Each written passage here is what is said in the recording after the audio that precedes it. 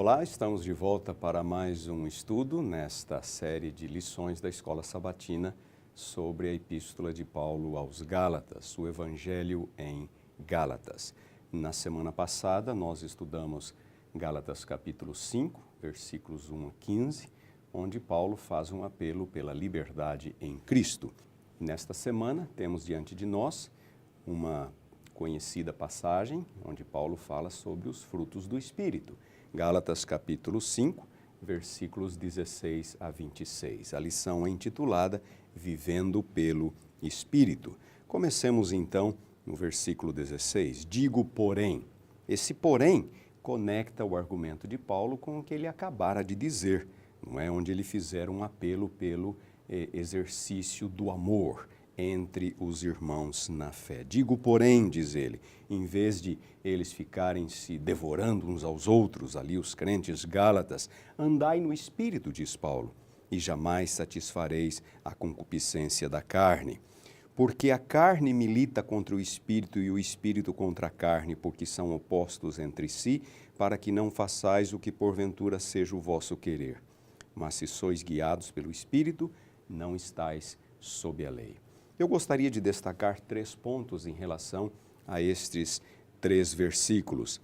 O primeiro ponto é algo bastante conhecido.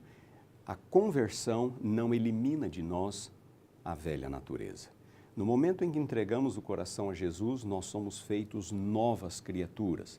Mas nós temos que entender isto corretamente. Deus, por meio da atuação do Espírito, implanta uma nova natureza no momento da conversão. Mas a velha natureza não é eliminada, ela permanece ali e é por isso que Paulo fala, andai no Espírito para não satisfazer a concupiscência da carne. Isto significa que a carne continua concupiscente, ela continua pecaminosa, mas nós temos uma nova natureza, uma natureza espiritual. E esta batalha agora, ela vai se refletir na nossa vida, na nossa jornada cristã. O segundo ponto que eu quero destacar é que é somente pela atuação do Espírito, gravando os princípios da justiça de Deus em nosso coração, que a nossa natureza pecaminosa poderá, aos poucos, ser mantida sob sujeição. Não é pelo esforço próprio. A conversão não é por méritos humanos, e a santificação também não é pelo esforço humano, não somos nós que vamos conseguir derrotar a natureza pecaminosa, as inclinações da nossa natureza pecaminosa. É obra do Espírito.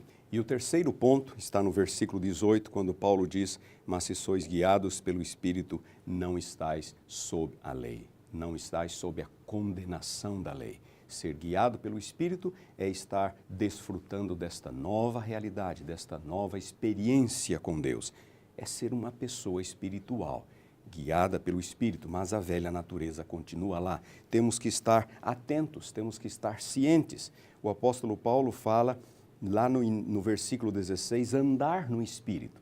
O que é andar no Espírito?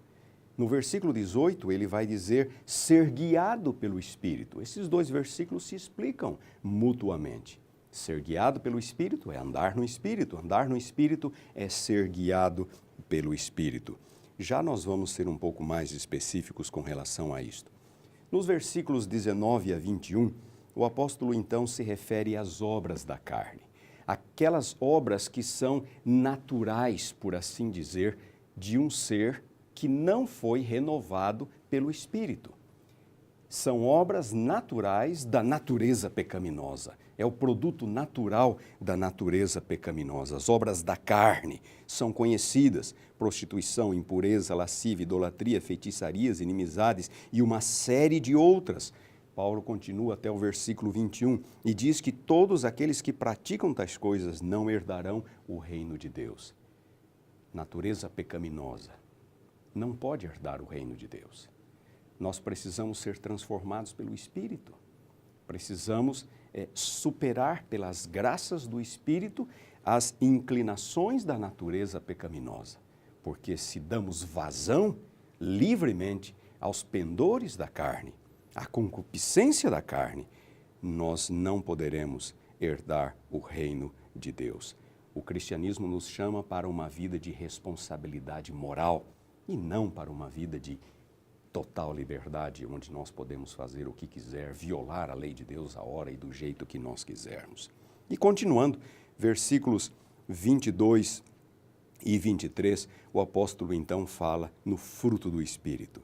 Mas o fruto do Espírito, quando o Espírito está operando em nós, é isto que ele vai produzir: amor, alegria, paz, longanimidade, benignidade, bondade, fidelidade, mansidão e domínio próprio. Algumas questões curiosas aqui. No grego original, nós temos exatamente como está em português, o singular, o fruto do Espírito, e então vem uma lista, não é? Não deveria ser os frutos do Espírito? Por que Paulo escreveu o fruto do Espírito, sendo que o que se segue é uma lista que nós seríamos inclinados a dizer os frutos do Espírito? Existem duas ideias fundamentais. A primeira ideia é de que estes vários frutos do Espírito, estes vários atributos seriam como os gomos, os diferentes gomos de um único fruto. Essa é uma boa ilustração. Um outro ponto, uma outra interpretação, é que visto que o primeiro fruto é o amor, e Paulo dissera lá atrás que toda a lei se resume no amor, então o fruto do Espírito é o amor. E estes outros atributos seriam, então, desdobramentos do amor, que seria o fruto principal, a ideia principal, visto que toda a lei se resume no amor, se cumpre no amor. São duas ideias interessantes, mas o ponto a destacar é que isto é obra do Espírito, não é pelo esforço humano.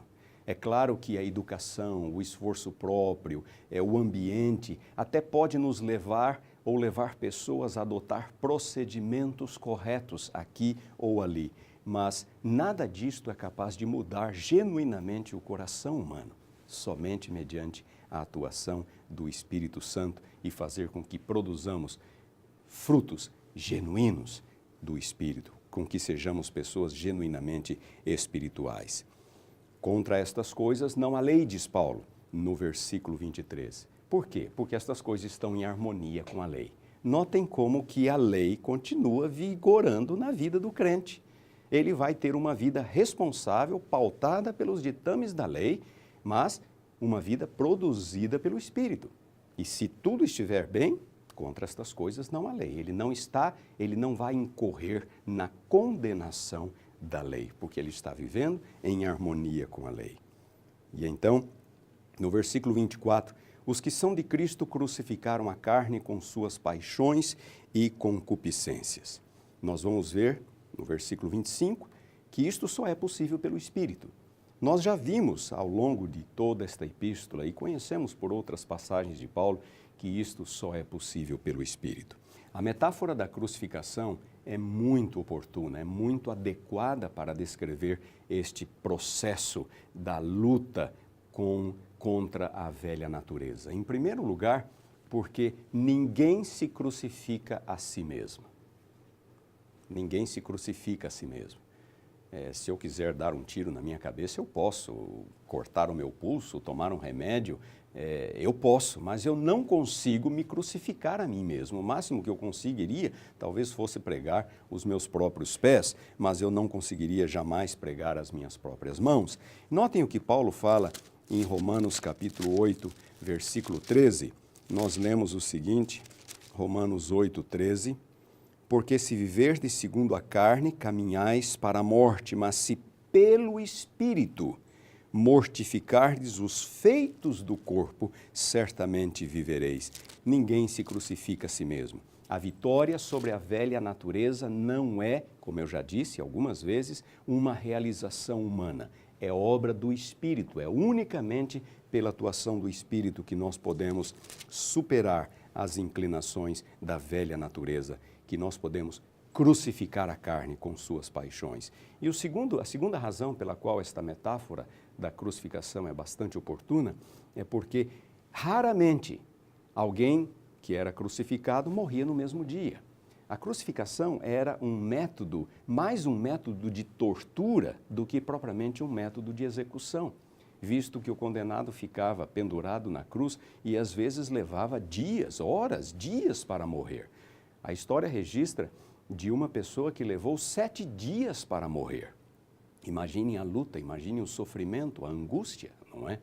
Assim também na vida espiritual. Não somos nós que derrotamos a nossa velha natureza e isto não é instantâneo, é o resultado de uma vida. O Espírito Santo vai continuamente atuar em nossa vida para manter a velha natureza em sujeição.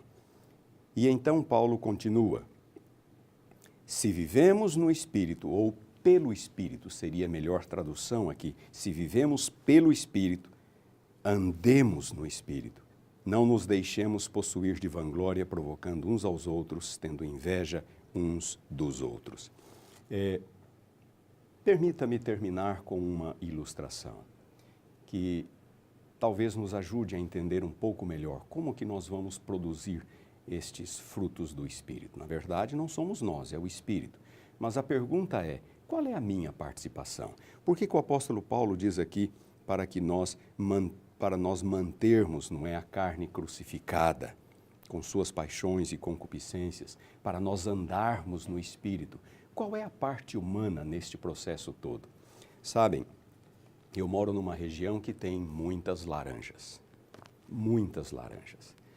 Há plantações de laranja por toda parte. E é curioso, porém, que nenhum destes pés de laranja é, na verdade, um pé de laranja. Poucas pessoas sabem, mas todos eles são pés de limão. O que acontece é que o limoeiro, por ser mais resistente a pragas, eles pegam então mudas de limão e nele enxertam um broto de laranja. E assim que o broto pega, eles cortam o tronco de limoeiro para que apenas o tronco, o ramo da laranjeira possa crescer, possa se fortalecer e possa frutificar. E assim, aquele pé de limão, azedo, amargo, vai acabar produzindo laranjas doces e saborosas. Mas o que isso tem a ver com a vida espiritual? Como eu disse, é uma ilustração. No momento em que entregamos o coração a Cristo, nós, um limoeiro bravo, que só produz limões azedos, amargos, as obras da carne, Deus, pelo seu Espírito, implanta uma nova natureza, é um broto de laranja, de laranjeira. E nós agora, pela atuação do Espírito, poderemos produzir laranjas doces e saborosas. Qual é a nossa participação? Sabem, a nossa participação é permitir com que o Espírito faça isto, é criar as condições para que o Espírito faça. Dia a dia em nossa vida estamos tomando decisões. Por exemplo, que sites na internet eu vou visitar, que canais da televisão eu vou assistir, com que pessoas eu vou entrar em contato, aonde eu vou, os lugares que eu vou visitar, o que eu vou fazer, o que eu vou deixar de fazer. São decisões que eu tomo e que ninguém pode tomar por mim. E estas decisões vão implicar em uma ou outra coisa. Ou eu estou criando condições para que o Espírito Santo desenvolva esta laranjeira, esta nova natureza, para que eu produza laranjas doces e saborosas, ou não. E se eu não permito com que o Espírito Santo faça, então o resultado vai ser limões azedos, amargos, as obras da carne. Eu devo gastar mais tempo com Deus, devo orar mais, ler mais a Bíblia e evitar aquilo que é prejudicial à minha natureza espiritual. São decisões que eu tenho que tomar, ninguém pode tomá-las por mim. E ao assim fazer, o Espírito Santo terá mais liberdade para produzir, para operar em minha vida e produzir os frutos do Espírito. Que Deus nos abençoe. Estaremos de volta na próxima semana.